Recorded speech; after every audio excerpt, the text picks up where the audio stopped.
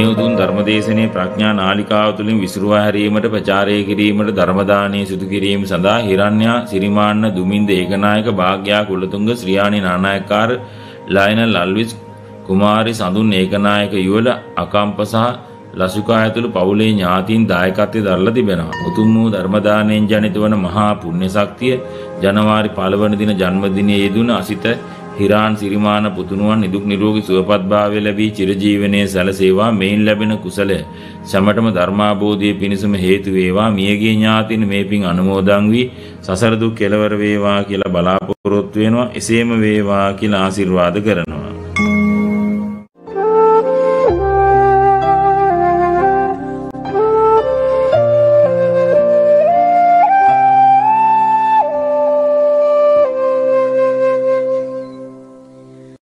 නමෝ තස්ස භගවතෝ අරහතෝ සම්මා සම්බුද්දස්ස නමෝ තස්ස භගවතෝ අරහතෝ සම්මා සම්බුද්දස්ස නමෝ තස්ස භගවතෝ අරහතෝ සම්මා සම්බුද්දස්ස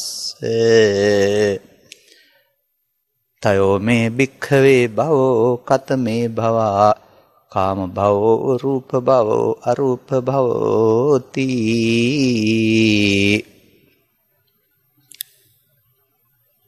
සදහවතුනි, තථාගතයන් වහන්සේ ස්වකීය ධර්ම න්‍යායයන් පැහැදිලි කිරීමේදී ඒ පැහැදිලි කිරීම සඳහා මූලික කොට ගත්තා වූ ඊටමත් සුන්දරතම උත් ඒ වගේම තේරුම් ගැනීමේදී ගැඹුරු නුවණක් අවශ්‍ය වෙන්න આવුත් ධර්ම කරුණක් පිළිබඳවයි අපි ජීවිත ධර්මයේ ධර්ම දේශනා මාලාවේ මේ වකවානුවත සාකච්ඡා කරමින් ඉන්නේ. මේ පටිච්චසමුප්පාදය පිළිබඳව විස්තර සංයුත්ත නිකායෙහි දුක්ඛ නිපාතය දෙවෙනි පොතෙහි පවතින්නේ. පළවෙනි සූත්‍රයේ පටිච්චසමුප්පාද සූත්‍රය. එහි අංග 12 අනුලෝම පටිලෝම වශයෙන් පැහැදිලි කරන්නේ. අනතුරු තියෙන සූත්‍රයට කියන විභංග සූත්‍රය කියලා. ඒක සත්‍ය විභංග හෝ ධාතු විභංග නෙවෙයි. පටිච්චසමුප්පාද විභංග. මේ විභංග සූත්‍රයේ තියෙන ඇතැම් කරුණු වලට එක දෙයකට බොහෝ විට එකඟ වෙන්න බැරි කමක් තියෙනවා මට. මේවා අපි දකින්නේ තථාගතයන් වහන්සේට වැරදුන දේවල් විදිහට නෙමෙයි. කටපාඩම්ෙන් පවත්වාගෙන යීමේදී පාලියෙන් සිංහලට පරිවර්තනය කිරීමේදී සිදු වුණා වූ ප්‍රමාද දෝෂයන් විදිහට. එය හරිද කියලා බලන්න අපි විද්වතුන්ගේ අවධානයට ලක් කරනවා. සාන්දනායගේ. එහෙමද වෙන්න පුළුවන්, මෙහෙමද වෙන්න පුළුවන්. මේ කරුණු ටික සමාජය දැනගන්න ඕන. මොකද ඔය තණ්හාව නැති කරන්න ඕන කියලා කිව්වට තණ්හා කීයක් තියෙනවද කියන එක විස්තර කරන්නේ පටිච්චසමුප්පාද විභංග සූත්‍රයේ. උපාදාන කියන වචනේ කතා කරාට උපාදාන විස්තර කරන්නේ පටිච්චසමුප්පාද විභංග සූත්‍රයේ. එහෙනම් මේ කරුණු සමාජය දැනගෙන ඉන්න වෙනවා. පටිච්ච සමුප්පාදය සහ නිරෝධය දකින්න. ඒකත් හොඳ වචනයක් වශයෙන් මතක තියාගන්න. පටිච්චසමුප්පාදය දකින්න පුළුවන්. ඒක 아무තු දෙයක් නෙවෙයි. සමස්ත මිනිස් සමාජය තුළ මිනිසුන්ගේ ඇසෙන් කනෙන් නාසයෙන් දිවෙන් කයෙන් අරමුණු ගැනීමේදී ඔවුන් සසරට බැඳෙන ඔවුන්ට දුක් හමුවන න්‍යායයට තමයි අනුලෝම පටිච්චසමුපාදය කියන්නේ. ඒක පොතක තියෙන එකක් නෙමෙයි අපි ළඟ තියෙන දෙයක්. ඒක පොතේ තියෙන වදන් වලින් අපි විග්‍රහය තේරුම් ගන්න වෙනවා. ඒක බුදුන් වහන්සේගේ අර දෙත් ධම්මපරයයේ දුක්ඛ ධම්මපරයය නැත්තම් දුකටපත් වෙන හැටි කරන විග්‍රහය. වැදගත් වන්නේ ඊට පසුව නිරෝධය දැකීම. එයයි අප ප්‍රායෝගිකව කරන්න ඕන දේ. එයයි අපි තේරුම් ගන්න ඕන දේ. මේක තේරුම් ගත්ත කිසිවෙක් මේ පටිච්චසමුප්පාදේ නිරෝධය දකින්න ඕන ආකාරය මේ ධර්ම දේශනාවලින් පැහැදිලි කරන් පස්සේ තේරුම් ගත්ත කිසිවෙක් අපෙන් භාවනා කරන්න ක්‍රමයක් ඉල්ලන එකක් නැහැ. භාවනා කරන්න ක්‍රමයක් ඉල්ලන එකක් නැහැ. වගේම භාවනා කරන්නේ කොහොමද කියලා නැත්නම් කරවන්න කියන එකකුත් නැහැ. ඒ තරමට ඒක සුන්දරයි පැහැදිලියි. යනු අපි මේ වදන් ටික අද තරමක් දුරට පැහැදිලි කරගන්න බලමු. මේ විභංග සූත්‍රයේ සඳහන් වෙලා තියෙන ආකාරයට තේරුම් ගන්න බලමු. අපට ජාති ජරා මරණ ගැටලුවක් නැහැනේ. ජාති වලත් තියෙනවා පොඩි වෙනසක්. මව් කුසකට පැමිණීමක් විතරක් නෙමෙයි ජාති කියන්නේ. කන්දානම් පාතු බායෝ ආයතනම් පටිලාභෝ අයං ඇයි ඕපපාතික ප්‍රතිසන්දි ජාති නෙවෙයිද? දෙවියන්ගේ උපත ජාති නෙවෙයිද? බ්‍රහ්මයන්ගේ උපත ජාති නෙවෙයිද? ඒවැ ස්කන්ධයන්ගේ පහළවීම තියෙනවා. ඕපපාතික ප්‍රතිසන්දි වල දුගතිගාමී පැත්තෙත් තියෙනවා. දෙවියන්ගේ පැත්තෙත් තියෙනවා. ආයතන ලැබීමකුත් තියෙනවා මනෝ. ඒ බඳු ආයතන නැති එක තමයි රූපී අරූපී ධාන. ආයතන හයක් නැති එක. නමුත් ස්කන්ධයන්ගේ පහළවීමක් තිබෙනවා. එතනින් මෙහාට කොටසයි මට විස්තර කරන්න ඕන. අපි සාමාන්‍යයෙන් ඉගෙනගෙන තියෙනවානේ භවපච්චා ජාති කියලා. භව කියන වචනට අදාළ කර්තව්‍ය තමයි ජාති වලට හේතු වෙන්නේ. අන්න තථාගතයන් වහන්සේ වදාරනවා තයෝ මේ භික්ඛවේ භව. මේ භව ස්වභාවයන් තුනක් තියෙනවා. මොනවද මේ තුන? කාම භව, රූප භව, අරූප භව. දැන් අපි මෙතන කල්පනා කරනවා ඇති කාම ලෝකේ, රූප ලෝකේ, අරූප ලෝකේ කියලා. නමුත් උපාදාන පත්‍ය භවනේ. ඒ භව කියන වචනෙන් කියවෙන්නේ අනාගත ඵලය උපදින්න හේතු ඉතුරු වීම කියන එක. එහෙනම් කාම ලෝකේ පුනර්භවයක් ලබන්නට ඉතුරු වෙන හේතු කාම භව. මේ දෙක අපි මෙතෙක් පැහැදිලි කර භාෂාවෙන් ගන්නවා නම් අපුඤ්ඤාභි සංකාර සහ පුඤ්ඤාභි සංකාර. මේ අபிසංකාර කියන වචනෙන් පෙන්වන්නේ ස්කන්ධ පංචකයේ ඉක්මවා යමින් යලිත් මෞකසක පුනර්භවයකට හෝ මේ ජීවිතේ ආපහු හට ගන්නට හෝ යම් යම් තරහ දේවල් ඉතුරු වෙන ශේෂයන්. ඒ තමයි භව. අපි තණ්හා අනුසය කියලාත් කතා කරනවා. මේ පිළිබඳව තමයි සමාජයට තේරුම් ගන්න බැරි කතා කරන්න බැරි. මොකද මේකට තැනක් නැහැ. මේ කොතනද මේක තියෙන්නේ කියලා හොයන්න පුළුවන් උපකරණයකුත් නැහැ. හොයාගත්ත කෙනෙකුත් නැහැ. පක්ෂීන් පියාසර කරපු පාර වාගේ. පක්ෂීන් පියාසරලා ගිහින් තියෙන ආපහුගේ පාර හොයන්න බෑනේ. ඒ නිසා තමයි මේකට අවිද්‍යාව කියලා කියන්නේ. ඉතින් ඒ නිසා මේ අවිද්‍යාව තුළ සිදුවෙන දේවල් හොයන්න යනවට වඩා තේරුණා අවිද්‍යාව නිරෝධ කරන එකනේ වටින්නේ කියන එක තමයි අපිට පැහැදිලි කරන්න තියෙන්නේ. එහෙනම් අපි තේරුම් ගන්න ඕන පුද්ගලයෙක් වශයෙන් නෙවෙයි ඇසෙන් කනෙන් නාසයෙන් දිවෙන් කයෙන් ගන්න අරමුණු වලදී ඒ අරමුණු වලට කාම අරමුණු කියනවා. මේ කාම අරමුණු වලට ඇලෙන එක ආසක්ත වෙන එක ඇලෙන එක ගැටෙන කියලා දෙපැත්තක් තියෙනවා. ඇලෙන පැත්ත තමයි අපිට ලෝභ කියලා කියන්නේ. ගැටෙන පැත්ත තමයි දෝෂ කියලා කියන්නේ. මමත්වෙන් ගන්නවට තමයි මුලා වීම කියලා කියන්නේ. එතකොට චිත්තාභ්‍යන්තරයට අපි අපුඤ්ඤාභි සංකාර පැත්තේ හේතු එකතු කළොත් එයින් තමයි ජාති හම්බ වෙන්නේ. භවපච්චා ජාති. පුඤ්ඤාභි සංකාරයට එකතු කරලා තිබුණොත් එයින් තමයි ජාති හම්බ වෙන්නේ. ඒ භවපච්චා ජාති කාම සප්තකාම ස්වර්ගයට. ආනිජ්ජාභි සංකාරේවත් ධාන කුසල් එකතු කරලා තිබුණොත් ඒකෙත් අර පුඤ්ඤාභි අපුඤ්ඤාභි වගේ ආකාර දෙකක් තියෙනවා. රූප භව සඳහා රූපී ධානය රැලි ඒක භවට පත් කරගෙන නැත්නම් උපදින්න හේතුවක් භව කියන වචනෙන් පෙන්නන්නේ අනාගත ඵල උපදවන හේතු කියන එකමයි.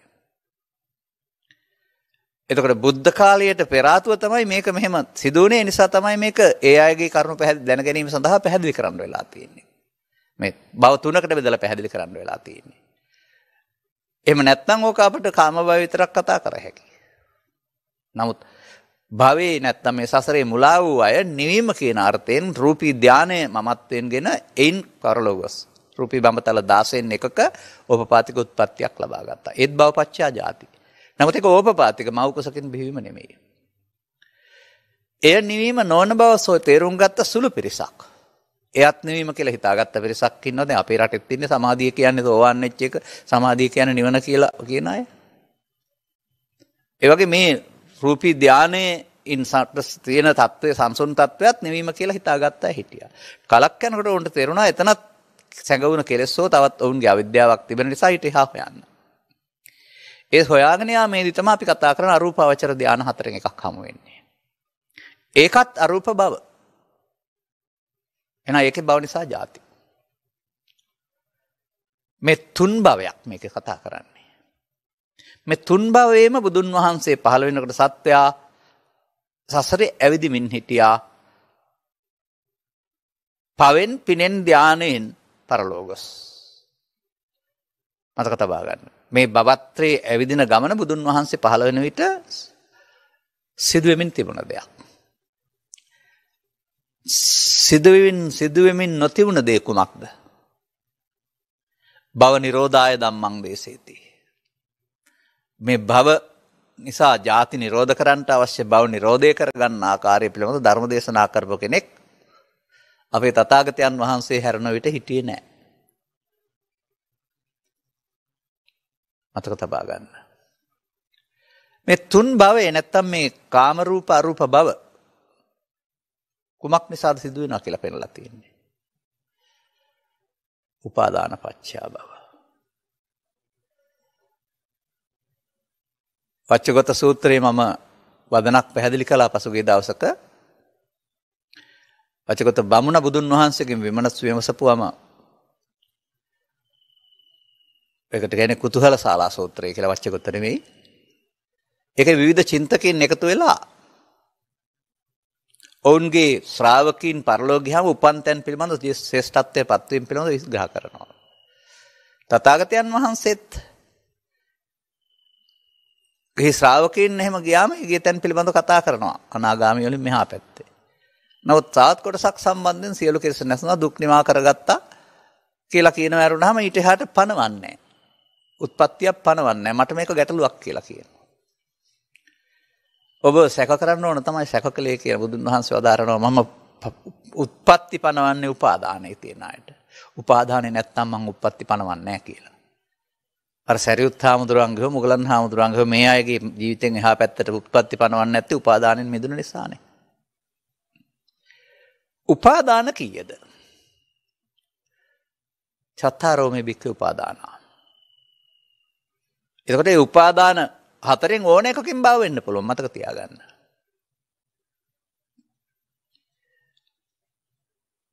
එතකොට අරමුණු සම්බන්ධයෙන් පංචද්වාරික හෝ මනෝද්වාරික අරමුණු ආස්වාදයේ ඇලෙනකොට ඒකට කියනවා කාම උපාදාන කියලා. ඊළඟට පූර්වාන්ත අපරාන්ත කල්පිත වශයෙන් මේ විමුක්තිය පිළිබඳව බෞද්ධින් තුලත් මේක තියෙනවා බොහෝ දන්නේ නැති වුණාට. දෘෂ්ටිගතික වීම දිට්ඨි උපාදාන කියනවා. කාමයන් වඩාත් සැප මේක කියලා යලිත් විඳින්න ඕන කියන හේතුවක් අවසාස කරොත් කාම උපාදාන. අතීතයේ මෙහෙම හිටියාය. එහෙම නැත්නම් අනාගතයට මම මෙහෙම ඉපදිලා අහවල් බුදුරජාණන් වහන්සේ හමු වෙලා නිවන් අවබෝධ කරගන්න ඉන්නවාය කියලා ගත්තාම ඒකත් දිට්ඨි උපාදානයක්. අපේ බෞද්ධයෝ දන්නේ නැහැ ඔය අපේ බුදුහාමුදුරන් වහන්සේට අපහාස කරමින් අනාගත බුදුහාමුදුරුවෝ දකින්න යන්න ඉන්න අය මහ විශාල දිට්ඨි උපාදානයකට අහු වෙලා ඉන්නවා කියන එක. කොහොමද ගැලවෙන්නේ? ඉතින් කියලා දෙන්න කෙනෙක් නැහැ තේරෙන්නෙත් නැහැ. කියලා දෙන්න ඉන්න ඇත් ඒකට අහු වෙලානේ ඉන්නේ. කොහොමද ගැලවෙන්නේ ඉතින්? ඊළඟට සීලබ්බත උපාදාන, ආත්ම උපාදාන. ආත්ම කොට ගැනීම. ආත්ම කියන්නේ ජීවිතේ නෙවෙයි එතන. ස්කන්ධ පංචකය තුළ නිත්සුකාත්ම කියලා පෙන්වන්නේ. ඒක ජීවිතයක් කියන අර්ථයෙන් නෙමෙයිනේ. එහෙම කෙනෙක් දෙයක් තැනක් ආදී වශයෙන් සත්‍ය නිත්‍ය වශයෙන් ඇතැයි ගැනීමනේ. සීලබ්බත නැත්නම් සීල වෘත සම්බන්ධයෙන් ගත් කල වෘත සමාදානිය කියලා එකක් තියෙනවා. මේ වෘත සමාදානෙත් ඒවායින් අපට මේ විමුක්තිය හමු වෙනවා කියලා යමෙක් ඒ සීමාව ඉක්මවා යලුනොත් ගැටුනොත් සිලබ්බත උපාදාන. එහෙනම් උපාදාන හතරක් තියෙන විභංග සූත්‍රය තමයි. උපාදාන වෙන්නේ ඇයි? තණ්හා පත්‍ය උපාදාන. දැන් තණ්හා කීයක් තියෙනවද? ච මේ බික්ඛවේ තණ්හා කායෝ. තණ්හාවල් හයක් තියෙනවා. තණ්හා කායෝ මතක තියාගන්න මේ වචනේ. තණ්හා කායෝ කියන්නේ කය නෙමෙයිනේ. එතකොට තණ්හා ස්කන්ධය කියන්නේ මේ ඒ මොහොතේ හටගන්න ස්කන්ධය කියන එක. අන්න එහෙමනම් මේ සසරේ උපාදාන වෙන්න තණ්හාත් අපි ළඟ හයක් තියෙනවා. හයක් තියෙනවා නම් හයම නිරෝධ වෙන්නත් ඕනනේ. සවන් දෙන බොහෝ පින්නතුන්ට තේරෙනවා ඊට පස්සේ මේ හය මොනවද කියලා.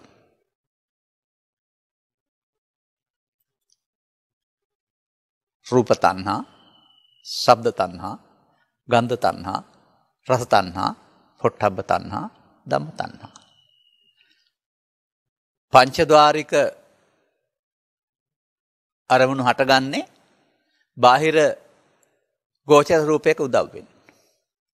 මනෝද්වාරික අරමුණු හටගන්නේ බාහිර ගෝචර රූපයක් නොගැටුණාට ඒවායේ ශේෂය මත එහෙම ගෝචර රූපයක් නැතිව.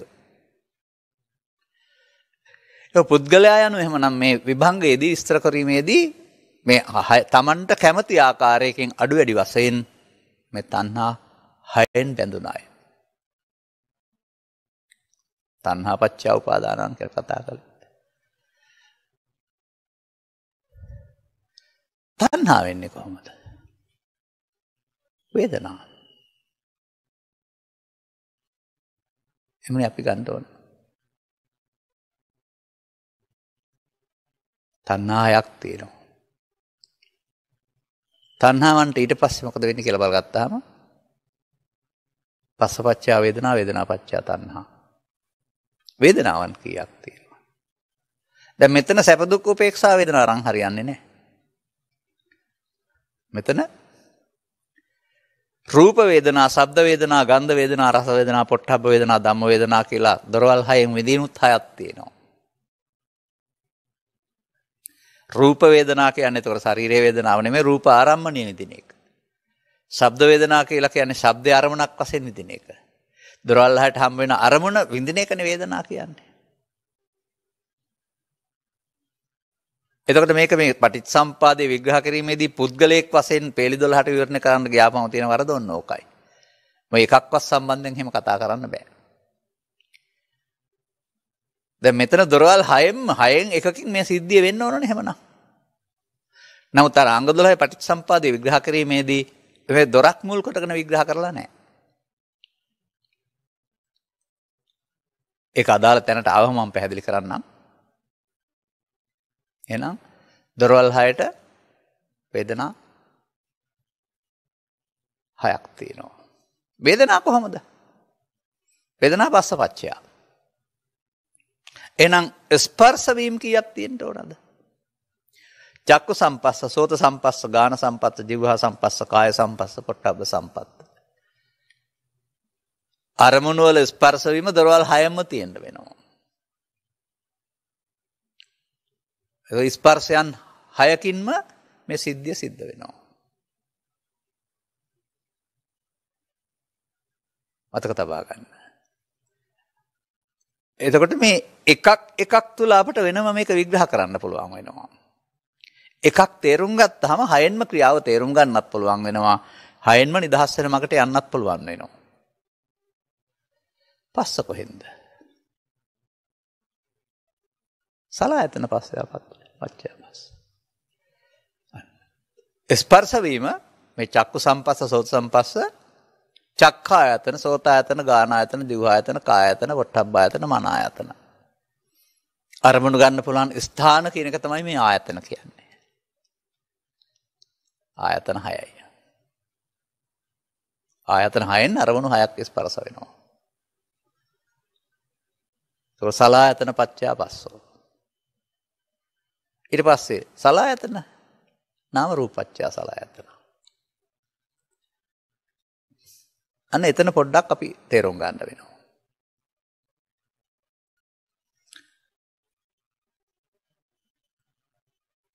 පස්ස වේදනා ආදී වශයෙන් චේතනා ආදී වශයෙන් මේ කාරණා ටික තමයි එතන නාම වශයෙන් ගන්නෙ.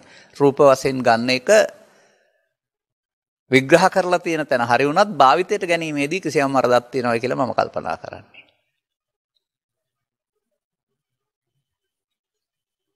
ඒක කොහොමද අපි තේරුම් ගන්නෙ? නාම රූප කියන වචනය.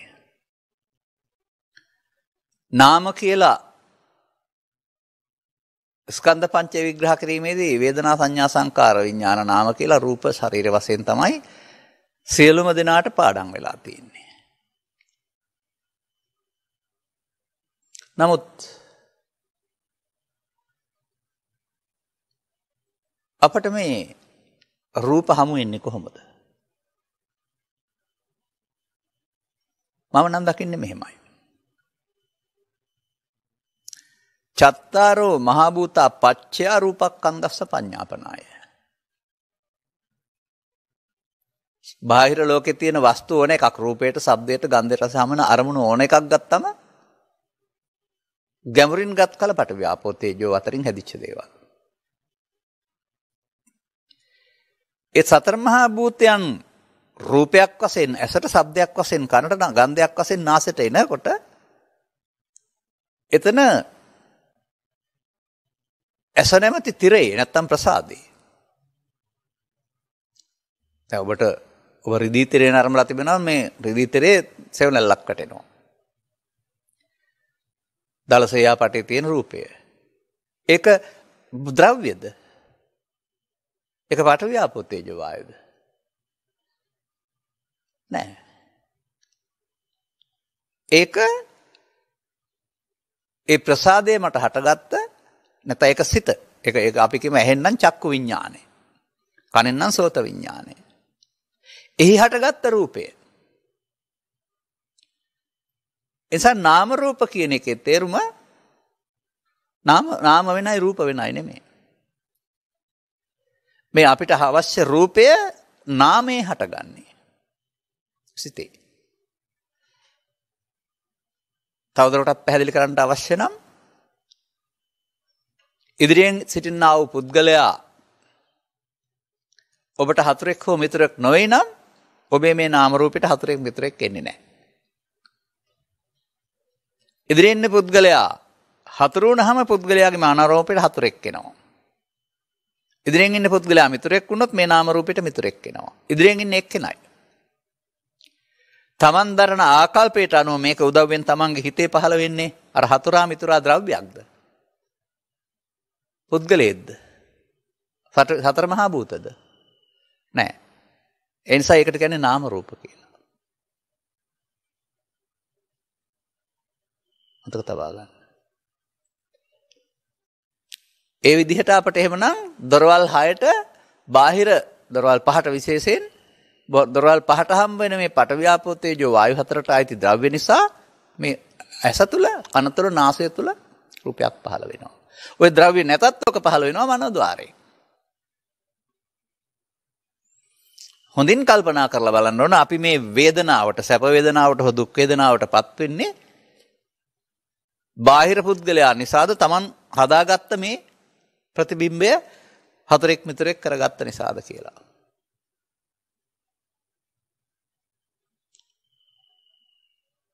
මේ සඳහා කුමක්ද උදව් වෙන්නේ? විඥාන. විඥාන කීයක් තියෙනවද? විඥාන ආයච්ඡය මේ බික්කවේ 6ක්. ඇසෙන් නම් චක්ක විඥාන, කනෙන් නම් සෝත විඥාන, නාසයෙන් නම් ගාහන විඥාන, දිවෙන් නම් જીවහා විඥාන, කයෙන් නම් කාය විඥාන, සිතෙන් නම් මනෝ විඥාන.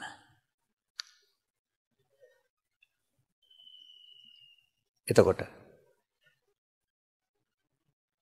මම ඒකයි අර මුල් දේශනාවලදී මතක් කළේ ඔබට ඇහැ කන නාසය දිව කය සිත කියන දොරවල් 6 නිසාම ඔබට පටිච්ච සමුප්පාද 6ක් හට ගන්නවා. ඔක්කොම එකවර හටගන්නේ නැහැ. ඒ මොහොතේදී. එහි අනුලෝමය ඔබට තේරෙනකොට එහි අනුලෝමයේ සත්‍යය සසර ඇවිද්දවයි, එහි අනුලෝමයේ සත්‍යය දුකටපත් කරයි. එහි අනුලෝමය අවිද්‍යාව තුළ. එනිසා පුනර්භවයේ ලැබෙන හැටි පිළිබඳව, සසර ගමන් කරන ආකාරය පිළිබඳව, සසර කාම රූප අරූපයන්ට බෙවිදී යන ආකාරය පිළිබඳව තා ගැඹුරු සුන්දරතම විග්‍රහයක් මේකේ තිබෙන්නේ.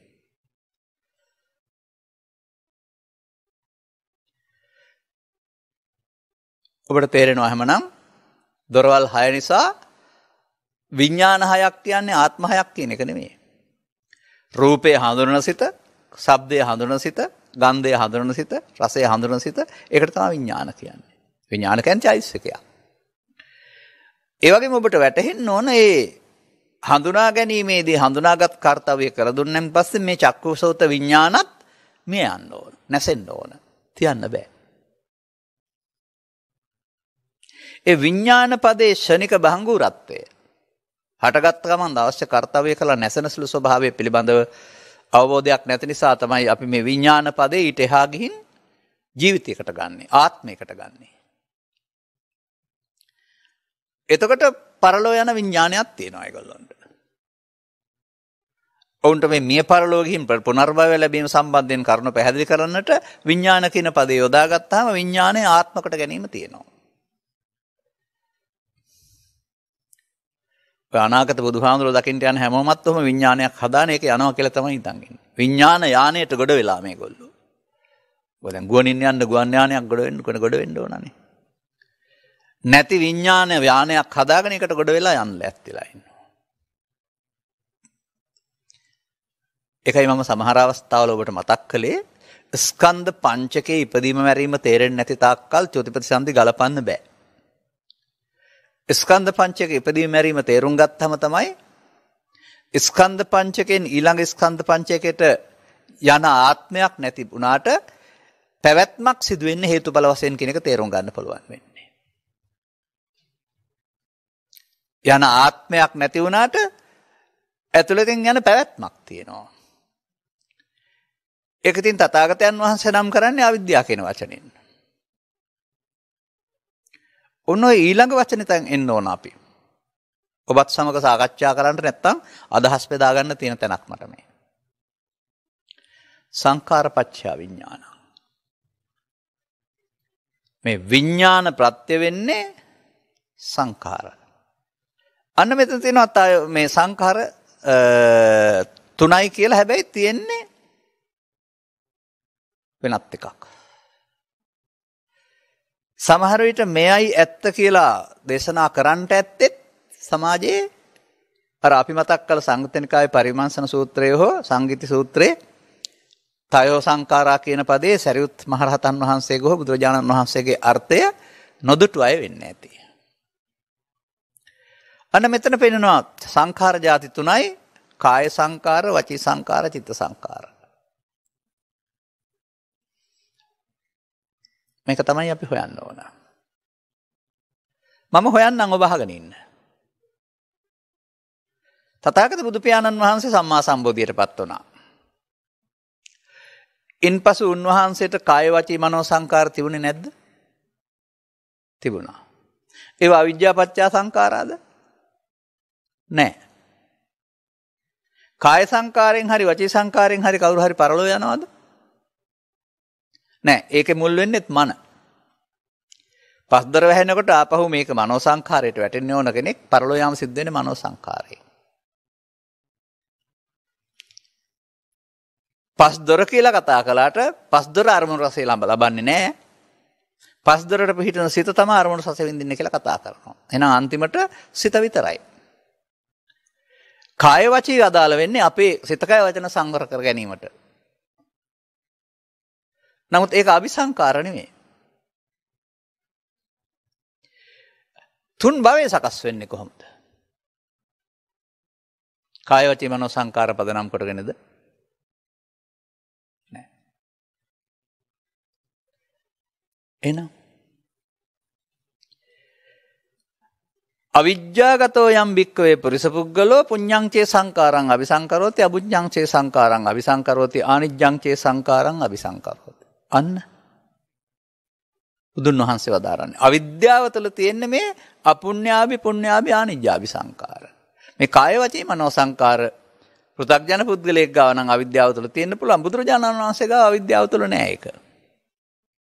ඒ වගේම උන්වහන්සේ සංඛාර නිරෝධ කරලත් නැහැ. ස්කන්ධ පංචකය අතහැරලා 80 වෙනි අවුරුද්දේ පිරිනිවන් ගන්න තමයි කාය වචී මනෝ සංඛාර නතර වෙන්නේ.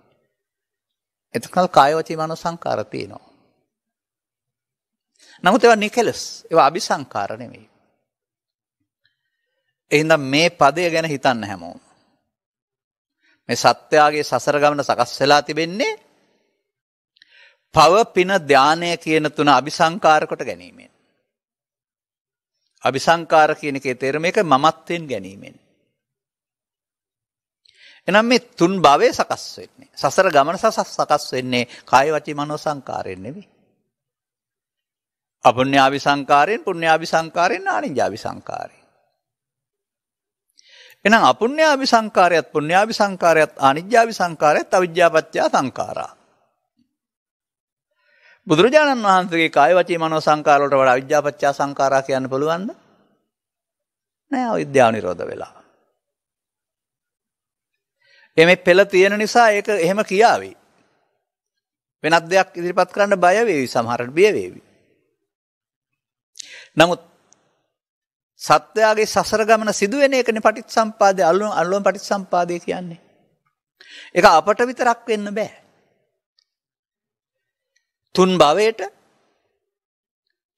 භවත්‍රයේ ඇවිදින සත්වය හැමෝටම ඒක.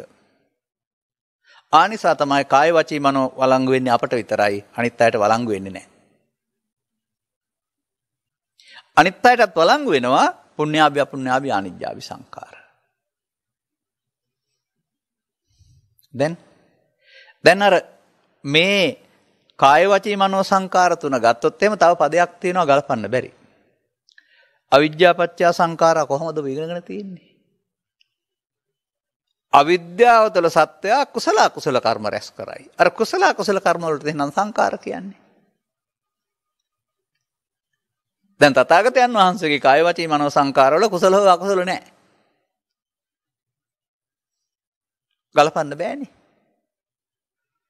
අවිද්‍යාව තුළ සත්‍යය මිනිසෙක් වශයෙන් ඉඳගෙන අපුඤ්ඤාභි සංඛාර රැස් කළොත් අපුඤ්ඤාභි සංඛාරයෙන් ත්‍රිභූමික මේ ගමන දුගතිගාමී කාම දුගතිය. පුඤ්ඤාභි සංඛාර රැස් කළොත් කාම සුගතිය. ආනිජ්ජාභි සංඛාරය ධාන කුසල රැස් කළොත් රූපී අරූපී බඹතල. එතකොට මේ කුසල අකුසල කර්ම නේද? ඒ කුසල අකුසල කර්ම නේද සත්‍යයකට පැවැත්ම ගෙනත් දෙන්නේ.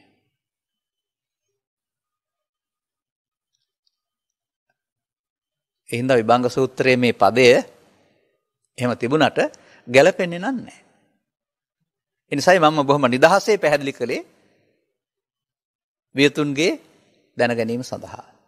තැනත් ඉදිරිපත් කළේ මේක මෙහෙම තිබුණට මේක බුදුන් වහන්සේට වළංගු කරන්න බෑ. මොකද බුදුන් වහන්සේ අවිද්‍යාව දුරුපු කෙනෙක්. උන්වහන්සේ ගාවත් කාය වචී මනෝ සංකාර තියෙනවා. ඒවා අවිජ්ජාපච්චය සංකාරා නෙවෙයි.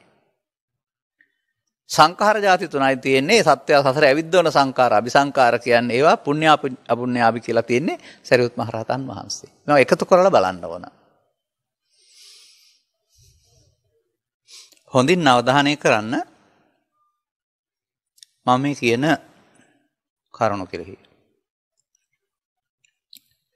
මේ 12 සංඝ පටිච්චසම්පාදය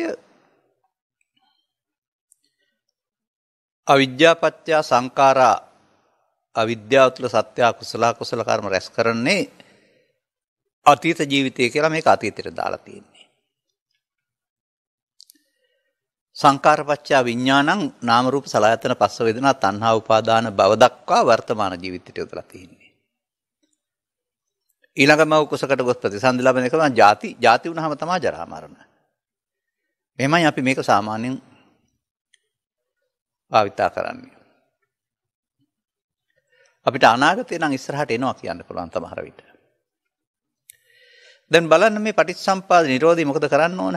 අවිද්‍යා නිරෝධයෙන් සංඛාර නිරෝධ කරන්න ඕන. දැන් මේ කියන විදිහට මේ අවිද්‍යා පත්‍ය සංඛාර අතීත ජීවිතේ නම් ඔබට අතීතයට යන්න පුළුවන්ද? මේක ප්‍රායෝගිකව විය හැකි ක්‍රියාමාර්ගයක් බවට පත් කරන්නේ කොහොමද? අපිට ආයේ අතීත ජීවිතේ යන්න බෑ. එහෙනම් මේ අවිද්‍යා සංඛාරය දුරු කරන්න බෑ අපිට. එහෙනම් මේ ජීවිත තුනකට පටිච්චසම්පාදය බෙදලා ගලපන්න බෑ.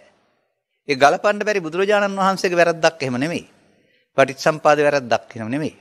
පටිච්ච සමුප්පාද කියන වචනේ තේරුම් ගත්තේ නැතිව මේ වදන් පෙළට නිකන් අර්ථයක් දෙමුන කේ වැරද්ද. වරද්ද ගන්න එපා අවිද්‍යාව දුරු කරන්න බෑ කියන්න හදනවා එහෙම නෙමෙයි. අවිද්‍යාව අනිවාර්යෙන් දුරු කරන්න ඕන. නමුත් අතීතාත්මයට යන්න බෑනේ දුරු කරන්න. එහෙනම් කොහොමද අවිද්‍යාව දුරු කරන්න පුළුවන්? අපි හොයන්න ඕන කරුණක්. අපි අවිද්‍යාවත් තව ටිකක් කතා කරමු. දැන් සංඛාර මම කතා කරානේ. අවිද්‍යාව කියන එක නොදන්නකම කියලා කතා කරනවා. නමුත් අවිද්‍යාව විග්‍රහ කරන්නේ කොහොමද? දුක්ඛේ අඥානං දුක්ඛ සමුදය අඥානං දුක්ඛ නිරෝධේ අඥානං දුක්ඛ නිරෝධේ පටිපදාය අඥානං. ඔන්න අවිද්‍යාව. චතුස්සත්‍ය පිළිබඳ අනවබෝධය නොදැනීම අවිද්‍යාව කියලා. දුක්ඛත් දුකට හේතුවත් නැති වූ තැනත් මාර්ගයත් නොදන්නා ඕන කෙනෙක් තුල එහෙනම් මේ කාය වචී මනෝ නෙමේ අපුඤ්ඤාභි පුඤ්ඤාභි අනිජ්ජාභි සංකාර රැස් වෙන්න පුළුවන් නේද? අයං උච්චති බික්කේ මිච්ඡා දිට්ඨි. මේ දුක හේතුව නැතිව තන මාර්ගය දන්නේ නැත්නම් ඒකට මිත්‍යා දෘෂ්ටියක් කියලා කියන්නේ. නමුත් මේ දුක ජාතිපි දුක්ඛා ජරාපි දුක්ඛා කියන වචන වලින් පාඩම් කරගත්තට ඉපදීම ලෙඩේ මහලුම මරණයි කිව්වට එහෙම තේරෙන්නේ නැහැ. මන්දයත් මේවා දේශනා කරන්නේ තථාගතයන් වහන්සේ පුද්ගලයා මුල් කොටගෙන නෙවෙයි ස්ත්‍රී පුරුෂයා ගිහියා පැවිද්දා කියන ආත්ම අවුරුදු 50ක් 60ක් 70ක් තියෙන ශරීරය මුල් කොටගෙන නෙවෙයි. ඒ ශරීරය පවත්වන්න දැන් උපදිනවා ඇසෙන් කනෙන් නාසයෙන් දිවෙන් කයෙන් දරවල් හයෙන් අරමුණක් මුල් කොටගත් ස්කන්ධ පංචකයක්. මතක තියාගන්න අරමුණක් මුල් කොටගත් ස්කන්ධ පංචකයක් පහළ වෙනවා. ඒ වචන විශේෂයි. වර්තමාන සමාජයේ ධර්මයේ විග්‍රහ කිරීමේදී අරමුණක් මුල් කොටගත් ස්කන්ධ පංචකයක් නෙමෙයි තියෙන්නේ. රූපේ ශරීරය කොටගත්ත වේදනා සංඥා සංකාර ගලපන්න බැරි මේ හයට ගලපන්න බැරි එකක් තියෙන්නේ. දැන් මම පැහැදිලි කරන් ආපු එකෙත් ආයතන 6ක් වේදනා 6ක් ආදි වශයෙන් පෙන්වන්නේ 6 තියෙනවායි කියලා. ඒ 6 හටගන්නේ 6ක් මුල් කොටගෙන. එහෙනම් අපි අර වදන් පෙළ පසකින් තබා තනි වචනයකට යමු. සංකිට්ඨේන පංච උපාදානස්කන්ධා දුක්ඛා. මේ ජාති ජරා ව්‍යාධි ශෝක මරණ හටගන්ට මුල් වෙන කරුණ සාරාංශ කරලා පෙන්නොත් පංච උපාදානස්කන්ධය තුලයි මේක තියෙන්නේ. පංචස්කන්ධය තුල නෙමෙයි. ජාති ජරා ව්‍යාධි ශෝක මරණ දුක් පංච උපාදානස්කන්ධය තුල යනවා. පංචස්කන්ධය තුලව නැහැ කියන එකයි මේ පෙන්වන්නේ. උපාදානේ බයං දිස්වා ජාති මරණ සම්භවේ. මොකද්ද මේ පංච උපාදානස්කන්ධය කියන්නේ? එහෙම නැත්නම් ජාතිපි ජරාපි ව්‍යාධිපි කියන ගිහිල්ලා කෙටියෙන් කියනවා නම් පංච උපාදානස්කන්ධයම දුකක් කියලා ඔය කියන්නේ. අහන්නේ මාන්න හොයාගත්තේ කොහෙන්ද කියලා. ඒක තමයි වැරද්ද. පංච උපාදානස්කන්ධය මොකද්ද? උපාදානය. උපාදානයේ දුක. පුනර්භවයේ නැත්නම් උත්පත්ති පනවන්නේ උපාදානයෙන්. උපාදානයෙන් මොකද වෙන්නේ? පංචස්කන්ධය පාවිච්චි කිරීමේදී මේක උපාදානය වෙන්නේ ඇයි? පංචස්කන්ධයයි පාවිච්චි කරන්නේ. උපාදානය මොකක්ද? උපාදානය කියන්නේ රූපේදී, ශබ්දේදී, ගන්ධේ, රසේ, අරමුණේදී අරමුණ හඳුනාගෙන අවශ්‍ය කර්තව්‍ය කරන්නට සීමා නොවි අපි ඒ සමග ඇලීමක් ගැටීමක් සම්බන්ධයක් ඇති කරගන්නවා. මේ සම්බන්ධයක් ඇති කර ගැනීමේදී මොකද වෙන්නේ? පළමුව මම නොවනට දැන් ඒක මම නැත්තම් මගේ වෙනවා. අපිට කියනවා අල්ලා ගැනීම කියලා. අන්න මේ ස්කන්ධ පංචකය කියන එක සැප හෝ දුක් උපේක්ෂාවකින් තොරව අවශ්‍ය කර්තව්‍ය කරලා ඉපදිලා නැති වෙන්න තමයි ඇවිත් ඉන්නේ. අපි මේක තමන්ට රුචි අරුචි පරිදි අල්ලා ගන්න ගියොත් මේ අල්ලා ගැනීමට කියනවා ආස්වාදය කියලා. ආස්වාදය කියන්නේ අරමුණු විඳීම කියන අර්ථයට එහා ගිය දෙයක්. බුදුරජාණන් වහන්සේටත් ස්වකීය ඥාතීන් ගම ආදී දේවල් දැක්කම සතුටක් තිබුණා. නමුත් බුදුරජාණන් වහන්සේ 35න් පස්සේ ආස්වාදයෙන් මිදුණ කෙනෙක්. ඊට පස්සේ කවුරු දැක්කත් ආස්වාදයක් තියෙන්න බෑ. එහෙනම් ආස්වාදයේ උපාදානය තුල ඇරුණා උපාදානය නැත්තම් ආස්වාදයක් තියෙන්න බෑනේ. බුදුන් වහන්සේ අවුරුදු 35 දී උපාදානෙන් මිදුණ කෙනෙක්. උන්වහන්සේ සම්බන්ධයෙන් ආස්වාද වචනේ වළංගු නැහැ. මොකද්ද මේ ආස්වාදයේ ආදීනවේ? අන්න ආස්වාදයේදී උපාදාන වුණාම ස්කන්ධ පංචකයට එහා හේතුවක් ඉතුරු වෙලා නැවත ජාති නැත්තම් පුනර්භවයක් හදලා දෙන්න හේතුවක් ශේෂ වෙනවා. ආස්වාදයේ ආදීනවේ තමයි සසර ගමන ලබා දෙන එක. එහෙනම් පස්සේ මිදෙන්න බෑ ආස්වාදයෙන් මිදෙන්න ඕන. නිස්සරණය කියන්නේ ආස්වාදයෙන් මිදෙන. ආස්වාදය කියන්නේ අරමුණ මමත්වෙන් ගැනීම, ආස්වාදයෙන් මිදීම කියන්නේ මමත්වෙන් නොගැනීම. අර සංකිට්ඨේන පංච උපාදානස්කන්ධා කියන එකේ තේරුම මේ රූප උපාදානය, ශබ්ද උපාදානය, ගන්ධ උපාදානය, උපාදානය වෙන එක. දැන් ස්කන්ධ පංචේ මියන්න පුළුවන්. හැබැයි උපාදානය වීමේ ගිය නිසා ස්කන්ධ පංචකෙන් එහාට ඔබට සත්වයක් වශයෙන් පැවැත්මක් තියෙනවා. දැන් මේ අනුසේ හේතු තමයි ඔබට දුක් ගෙනත් දෙන්නේ කියන එක හොඳින් තේරුම් ගන්න. මේ බාහිර ලෝකේ තියෙන අටලෝ දහමවත් රූප ශබ්ද ගන්ධ රසවත් නෙමෙයි ඔබට දුක් ගෙනත් දෙන්නේ. මේක තේරුම් ගත්තේ නැතුව මේ අරමුණේ ඇලෙන්න පටන් ගත්ත කාලේ ඉඳලා ළමා කාලේ පහු කරලා යලිත් ගැටෙන්න ඇත්නම් යලිත් ප්‍රතික්ෂේප කරන්න ඇත්නම් යලිත් ඇලෙන්න ඇත්නම් යලිත් විඳින්න ඇත්නම් කියන යලිත් ගන්නා ඕන එකමක් තුල මේ අරමුණු රසය විඳ අවසන් කළේ ඉතිරි නැතුව අවසන් කළේ නැහැ ඉතිරි කරලා අවසන් කළා. මේ ඉතිරි කරන එකට කියනවා අනුසේති. අනුසේ හේතු ඉතුරු කිරීම. මේ අනුසේ හේතු ඉතුරු වෙන්නේ අවිද්‍යාව තුල. එහෙනම් මොන පැත්තට පව් හේතු ඉතුරුනත්, පින් හේතු ඉතුරුනත්, ධාන හේතු ඉතුරුනත් අනුසේ අවිද්‍යාව තුල. තේන තබන ලද අනුසයන් නිසා තමයි ඔබට ආපහු ගැටෙන විට අර ලෝභ දේශ මොහ සහිත මේ දුක් ගිනි හටගන්නේ. 11 ගින්න හටගන්නේ. අන්න එහෙමයි දුක් ගෙනත් දෙන්නේ උපාදානය. අනුසේති අනුසේ හේතු නිසා තමයි හටගන්නේ. එවිට මේ ලෝකේ දුක් තියෙන එකක් නෙවෙයි උපාදානය තුළ දුක යනු හදාගත්ත ව්‍යාජයක් බොරුවක්. බොරුවක් වුණාට ඒක දැන් ඇත්ත වශයෙන් පිළිගත්තම විඳින්න ඕන. බොරුවක් නිසා තමයි ඒකෙන් මිදෙන්න පුළුවන් කමක් තියෙන. ඇත්තකින් නම් මිදෙන්න බෑ කාටවත්. එහෙනම් උපාදානස්කන්ධ හට ගැනීමට හේතුව උපාදානය නම් දුක හේතුව මොකද්ද?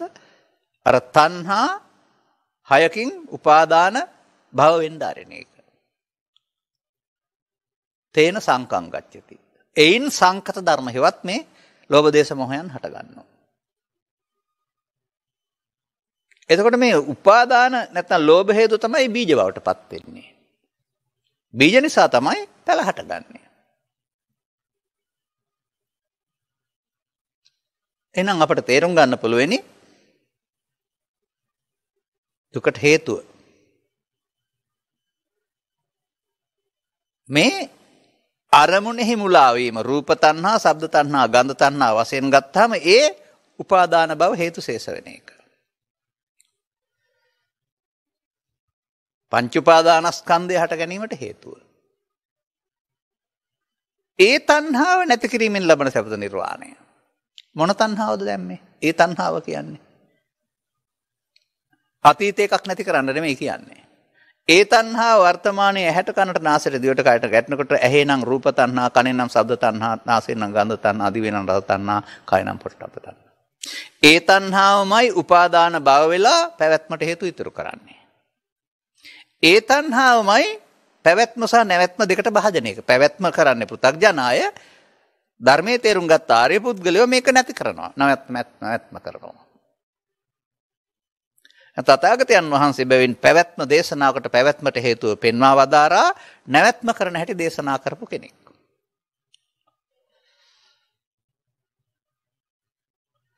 ඒ තණ්හාව නැති කිරීමේ ප්‍රතිපදාවයි ආර්ය අෂ්ටාංගික මාර්ගය.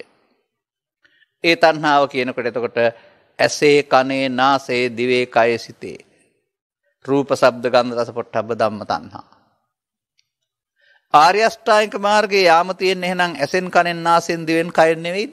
කකුල් දෙකෙන් යන්න ගමනක් නැහැ නේ ඒකේ.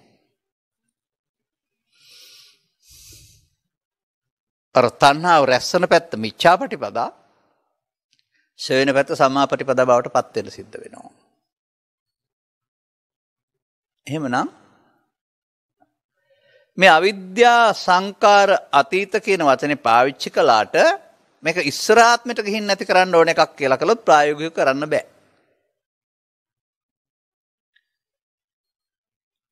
ඔබට මම මතක් කරන්නද සංයෝජන සූත්‍රය හෝ තරුණ රුක්ක සූත්‍රය හෝ මහා රුක්ක සූත්‍රය හෝ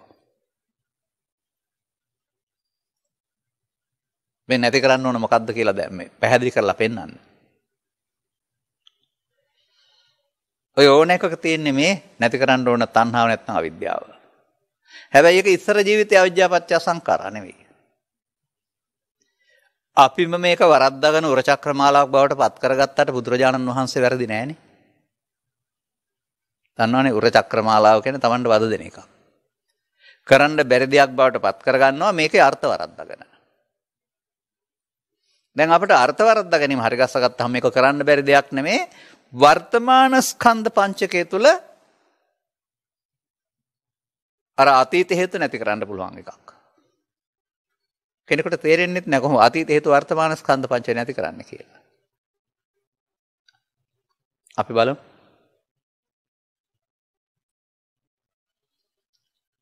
අපේ උවසුවසියන් සද්ධාවන්ත අය වැඩිපුර උවසයන් නැත්තම් දරුවන් ඔය පිරිමි මං වා කරනවා එච්චර දැකලා නැහැ කලාතුරකින් කෙනෙක්. පූර්ණ ඡන්දය ඇති පසලස්සක් පොහේ දවසට විහාරස්ථානට ගොස් පහන් වැටක් සොයා. මේ පහන් වැටේ පහනකට තෙල් බහලාමින් වැටිය බහලාමින් ගිනි දැල්වනවා. මේ දැල්ල ඵලයයි. මේ දැල්ලට වාතය, ඒ වගේම වැටිය, ඒ වගේම තෙල් ආහාර වෙනවා.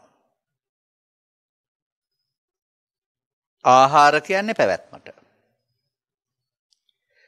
තවත් අම්මා කෙනෙක් ඇවිත් තවත් අම්මා කෙනෙක් ඇවිත් තවත් අම්මා කෙනෙක් ඇවිත් මේ හන්දෑවේ 6 ඉඳලා උදේ 6 දක්වා මේකට පහනට තෙල් දැම්මොත් එහෙම මේ දැල්ල කවදාවත් නෙවෙනවද? නෑ. ඇයි? තදූපදානෝ තදාහාරෝ. මේ දැල්ලට අවශ්‍ය ආහාර සපයනවා. වැටිය වශයෙන් සහ වැටිය නෙමෙන්න ඉස්සලා වැටිය බහලනවා. තෙල් ඉවරෙන්න ඉස්සලා තෙල් දානවා. කවදාවත් නිවන්න බෑ. මේ කියන්නේ අනුලෝම පටිච්චසම්පාදයේ අනුගමනය කරන්නා කරන වැඩි. අන්තව පහන තෙල් දාලා කතාවක් නෙමෙයි පෙන්වන්නේ. ඔබට කවදාවත් මේකෙන් මිදෙන්න බැරි ඇයි? ඔබ කර්ම විපාක ගෙවමින් පෘථග්ජන භාවයෙන් මම වගේ අනාගතට කර්ම අනාගත විපාක දෙන්න කර්ම රැස් කරනවා. බුදුරජාණන් වහන්සේ තෙල් ටික විසික් කරලා පහන නිවන්න කියන්නේ නැහැ. ඔබට මේක නිවන්න ඕන නම් දැනට බහලා තිබෙන්නා වූ තෙලෙන් වැටෙන් දැල් වෙන්න අරින්න ආය තෙල් හෝ වැටිය දාන්න එපා. නොදාන තෙල් නොදාන වැටිය කියලා જાතියක් නෑ. අර තෙල් වැටි ඉවරනකොට නිවෙනවමයි. මේ පහන නිවන හැටි. ඒ අතීත තෙල් විසික් කරන්න කිව්වද? නෑ. අනාගතයේ දැල්වීම සඳහා තෙල් සහ වැටියක් බහලන්නේ නැත්නම් අවසානයේදී මේ නොදාන තෙල් සහ නොදාන වැටිය කියලා එකක් නෑ. අර තියෙන තෙල් වැටි වෙනකොට දැල්ල නිවි යන්න ඕන.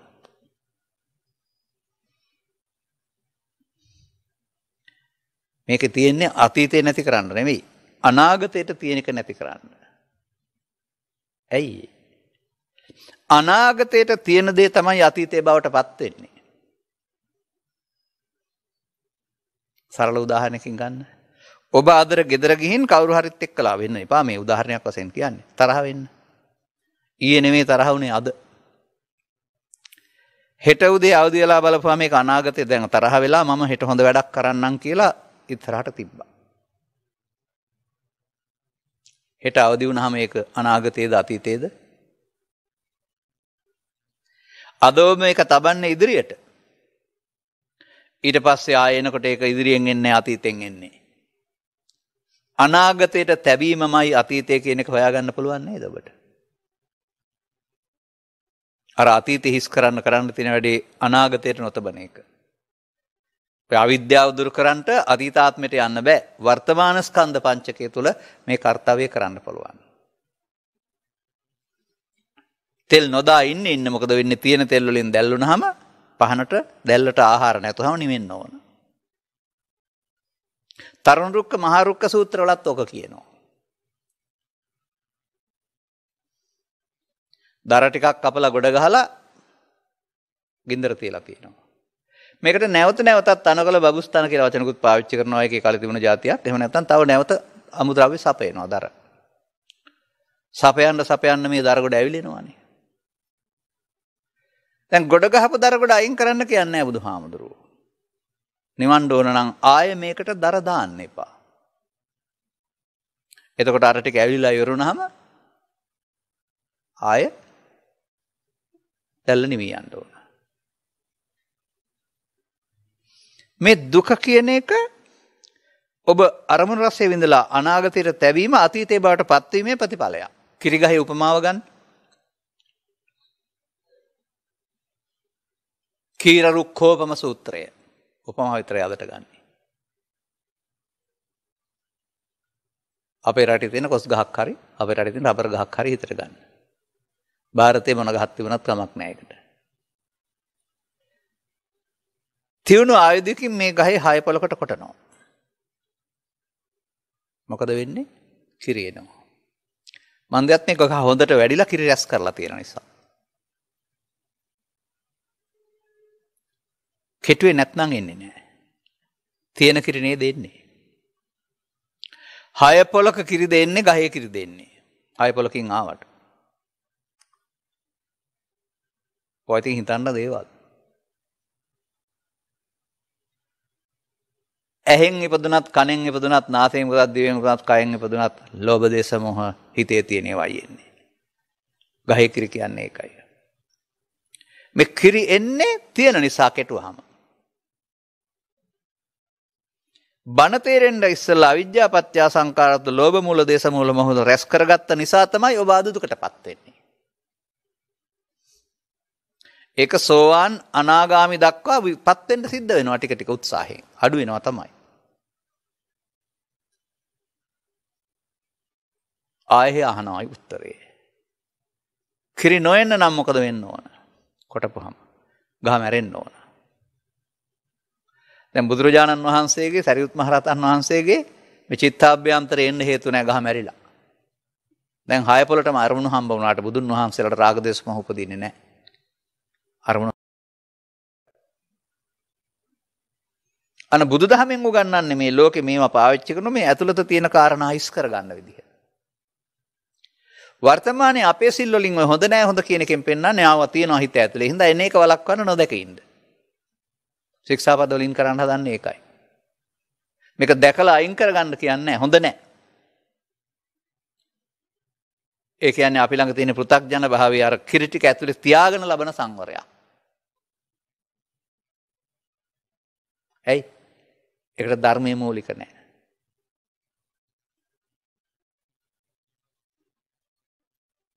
දැන් එහෙමනම් අපි තාමත් මේ වැරද්ද විග්‍රහ කරමින් ඉන්නවා. වැරද්ද හොඳට තේරෙන්න ඕන. කුමක්ද මේ ඉදිරියට තබනවා කියන්නේ? මම වසර ගණනාවකට පෙර මේ පිළිබඳ උදාහරණයක් ඉදිරිපත් කරපුවාම ඒක කොච්චර සුන්දරද කියනවා නම් ඒක මහත්මයෙක් ගෙදර ගිහින් මේක ප්‍රායෝගිකව අත්හදා බැලුවා.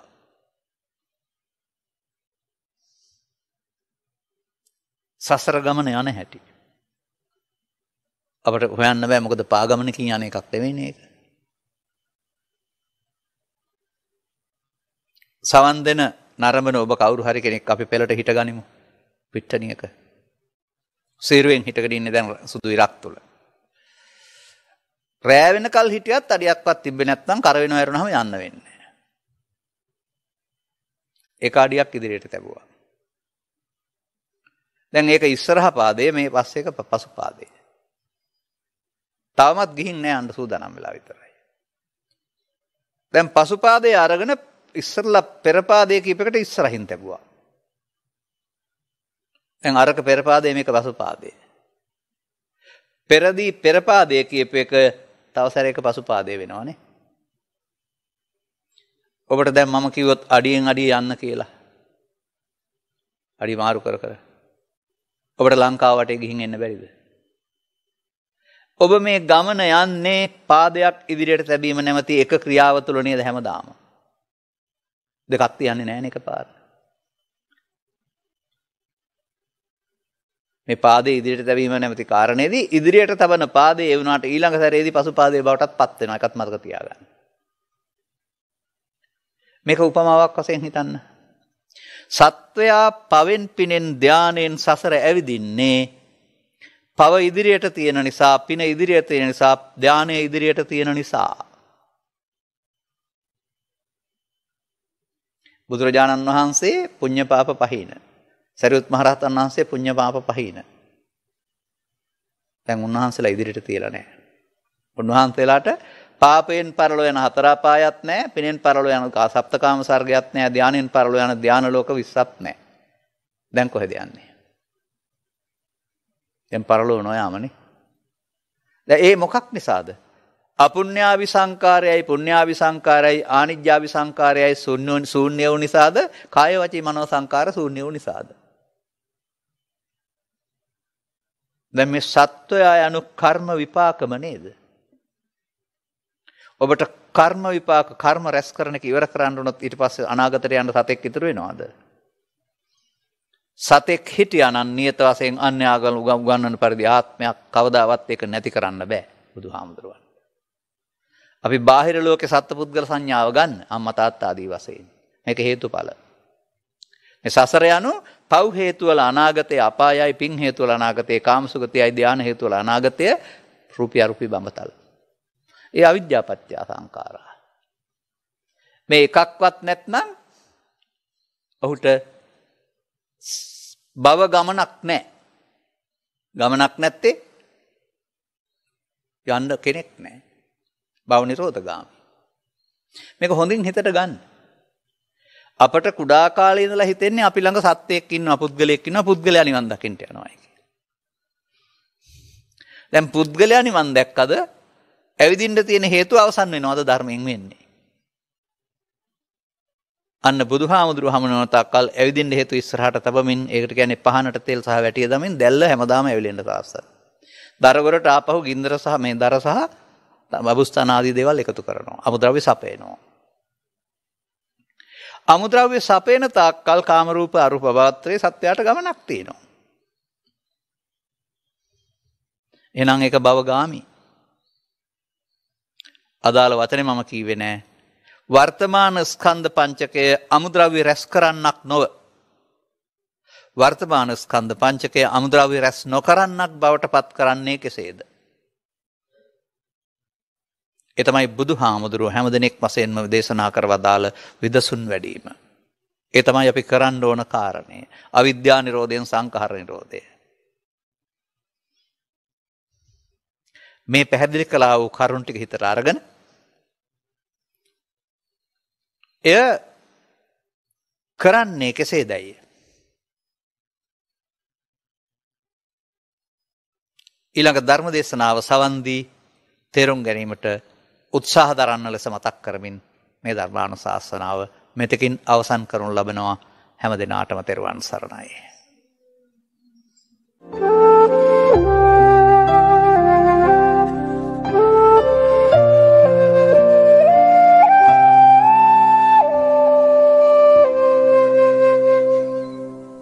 මේ උතුම් ධර්ම ධර්මදේශනයේ ප්‍රඥා නාලිකාව තුළින් විසුරුවා හැරීමට ප්‍රචාරය කිරීමට ධර්ම දානය සිදු කිරීම සඳහා හිරණ්‍යා සිරිමාන්න දුමින්ද ඒකනායක භාග්‍යා කුලතුංග ශ්‍රියාණි නානායක්කාර ලයනල් අල්විස් කුමාරි සඳුන් ඒකනායක යුවල අකම්ප සහ ලසුකා ඇතුළු පවුලේ ඥාතීන් දායකත්වයේ දරලා තිබෙනවා. උතුම් වූ ධර්ම දානයෙන් ජනිත වන මහා පුණ්‍ය ශක්තිය ජනවාරි 5 වන දින ජන්මදිනයේ යෙදුන අසිත හිරාන් සිරිමාන පුතුණුවන් නිදුක් නිරෝගී සුවපත් භාවය ලැබී චිරජීවනයේ සැලසේවා. මෙයින් ලැබෙන කුසලය සමටම ධර්මාබෝධයේ පිණසම හේතු වේවා. මියගිය ඥාතීන් මේ පින් අනුමෝදන් වී සසර දුක් කෙලවර වේවා කියලා බලාපොරොත්තු වෙනවා. එසේම වේවා කියලා ආශිර්වාද කරනවා.